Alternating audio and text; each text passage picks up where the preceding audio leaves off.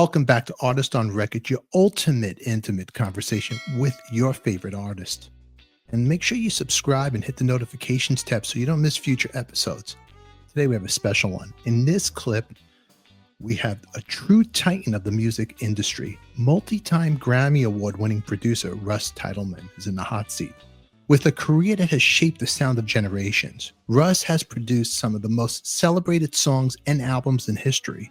He's worked with legends like George Harrison, Eric Clapton, Steve Winwood, James Taylor, Rikki Lee Jones, and Randy Newman, to name just a few. But here's a fascinating twist.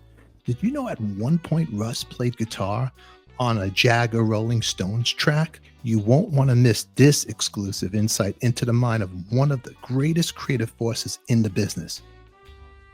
Let's dive into it. Here's Russ.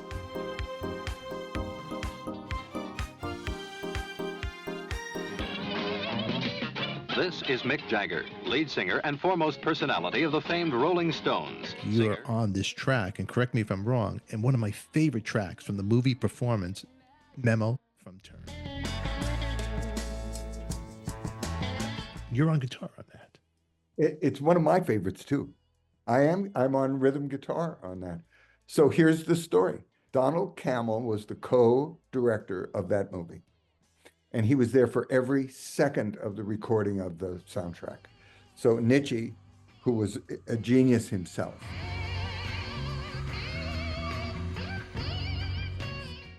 If you listen to that record, like the choral piece that he wrote, you know, he studied with Leonard Stein, who was Schoenberg's student. Well, I like to say that Schoenberg introduced me to modern music. Like just the harmonic stuff that he wrote for the voices, and then he wrote a woodwind quintet, but he used like sackbuts and crumhorns, you know, like from Renaissance time. So it has this sound, beautiful stuff, just great.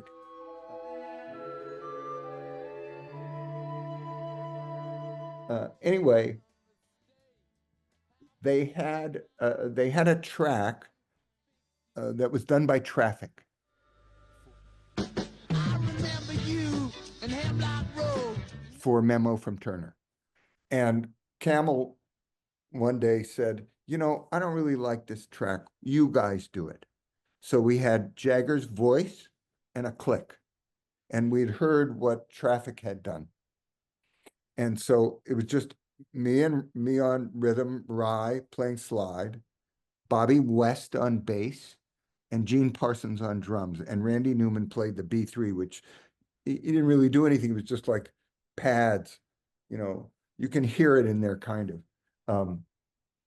Randy was the conductor on that score. Oh. Yeah. And Jack and I wrote Gone Dead Train.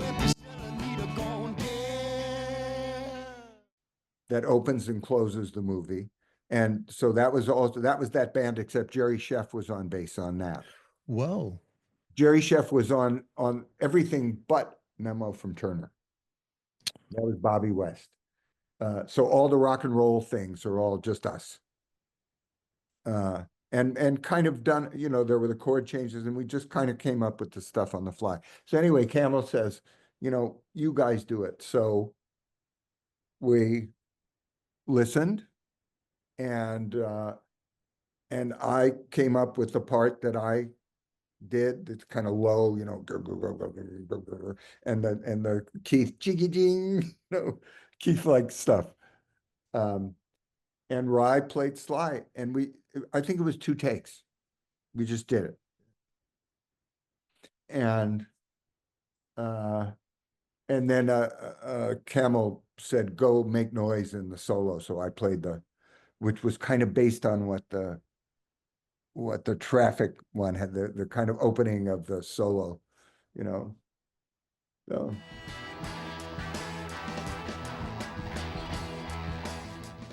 And you did it at Olympic? Is that where it was recorded? Oh no, that was made at Western Recorders on Sunset Boulevard.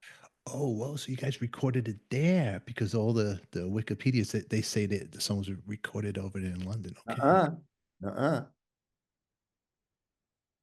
The whole track was done there at Western. Had the Moog synthesizer. What's his name? Who was the guy who worked it? I can't remember right now, but Jack was brilliant at making sound. You know, all of the scary stuff on The Exorcist is niche.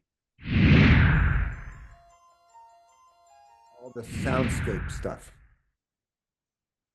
So very interesting. You know, it's so funny. It's one of my favorite Stone songs that the Stones never recorded, but I always thought it was. And as a, listening back, and you guys, you and Ry were like the Keith and I would say Brian Jones are the best version, or Mick Taylor at that time, the best version of they can get. Yeah. Ry would have been.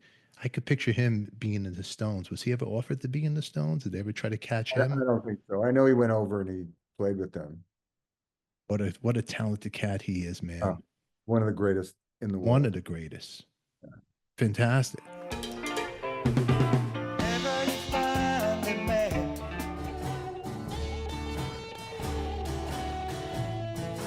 He is.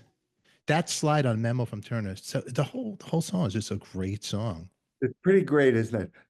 The track is and it's dry. There's no echo on it. I mixed it. Jack was out of town. He said, go mix that thing. And I went, oh, okay. Oh, really? And we went in. So, we put the guitars over on the side and the drums and bass on one side. That was, when we were listening to Beatle records, the band would be over here and the voices would be over there. And I love that. So we did that, and I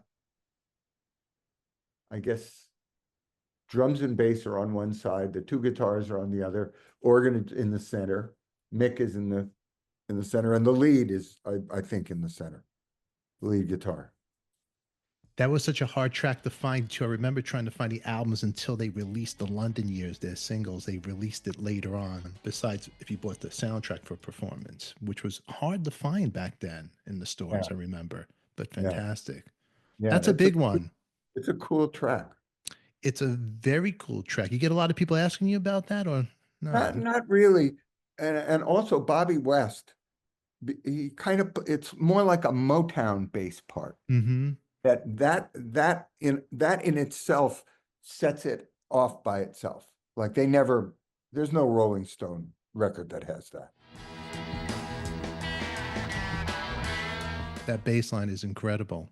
It's incredible, and it's got that sort of added kind of sound on it. It's very cool. Now that you pointed out, it has that Motown, that Jameson vibe on it. So you pointed out to me.